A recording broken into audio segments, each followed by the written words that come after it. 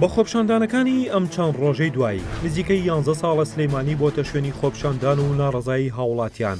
هەرچەند بە دیوێکدا ئەمە نیشانەی زیندوێتی ئەم ناوچەیە و ڕێزگرتنی دەسەڵاتە سیاسەکەیەتی لە ئازادی و ناڕەزایەتی هاوڵاتیان.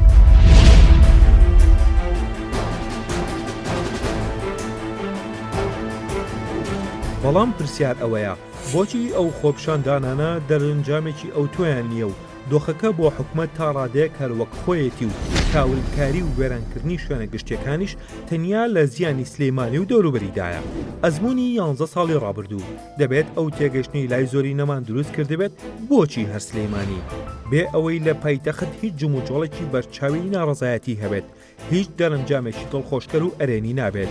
ئەمە بەو مانایە نییە کە ئێمە هانی خەڵک بدەین لە هەولێر خۆپشاندان بکەن، بەڵکو مەبەست ئەوەیە کە ئەم خەڵککردنە قوربانی خۆپشاندان و ناڕەزایەتیە لە سلەیمانی بەو ڕادەیە کاریگەری نابێت، با ڕوونتری بکەینەوە.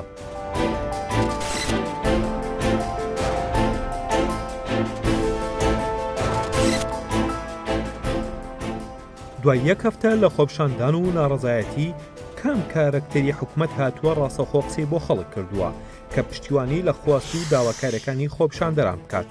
ئەمەی دەکرێت و پێدەچێت لە داهاتووشدا دووبارە ببێتەوە هیچ نییە جگە لە خولانەوە لە ناو بازنەی بۆشدا.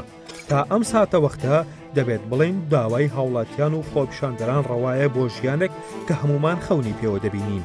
ئێستا دۆخێک لە ئارادایە کە هەڕەشە لە ژیان و گوزەرانی زۆری نەوان دەکات، بۆیە هاوڵاتیانی ئەم هەرێمە مافی خۆیانە ژیانێکی شایستە بژین و بۆ ئەوەش ناڕەزایەتی دەرببڕن. بەڵام ئەوەی جێگەی نیگەرانیە ئەو دەست نەپاراستنەیە کە هەندێک کەس خۆپشاندانەکان بە ئاراستێکی تردا دەبن و داواکارەکان لەبار دەبن. دەبێت بپرسین ئایا بە سووتاندنی دامەزراوە حکومەکان کە لە خزمەت بەرژەوەندی گشتیدان کێ زەرەر دەکات؟ ئایا هاوڵاتیان زەرەر ناکەن؟ ئەزموونی 11 ساڵی ڕابردووی خۆپشاندان و ناڕەزایەکان لە سنووری پارێزگای سلەیمانی پێمان دەڵێن جگە لە سوودبینین و بەرژەوەندی هەندێک کەس کە لابەلا سواری شەپۆلی خۆپشاندانەکان دەبن، سوودێکی ئەو تۆی بۆ خودی ئەو هاوڵاتیانی کە دەبنە قوربانی و سەرمە و گەرمای سەر شەقامەکان دەچێژن نییە.